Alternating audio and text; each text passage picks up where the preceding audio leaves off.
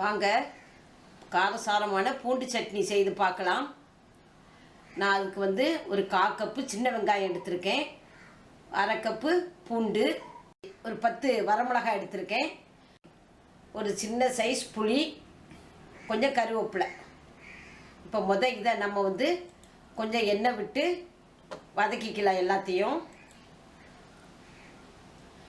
கொஞ்சம் எண்ணெய் விடுவேன். சின்ன வெங்காயம் போடுங்க. சின்ன வெங்காயத்தை கொஞ்சம் வதக்கிக்கலாம். அதுக்கப்புறம் பூண்டும் போட்டு கொஞ்சம் வதக்கிக்கலாம். தீயை இந்த சமயத்தில் கொஞ்சம் கம்மி பண்ணி வச்சுக்காங்க. புளியும் போடுறேன்.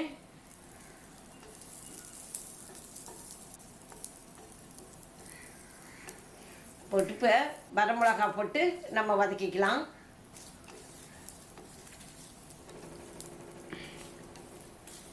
இப்போ இந்த சமயத்தில் நான் உப்பு போடுறேன். உப்பு போட்டு எல்லாத்தையும் நல்லா கலந்து விட்டுக்கலாம்.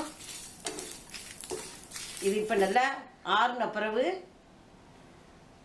மிக்சியில் அரைச்சிக்கலாம். குறைன்னு அரைச்சி வச்சுக்காங்க. அதுக்கப்புறம் நம்ம தண்ணி சேர்த்து அரைச்சிக்கலாம்.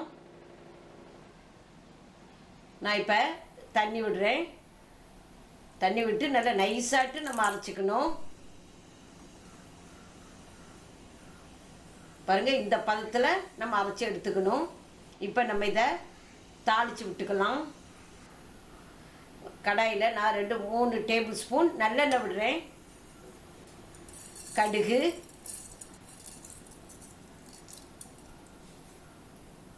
இப்போ கடுகு பொரிஞ்ச உடனே நம்ம கருவேப்பிலை போட்டுக்கலாம்.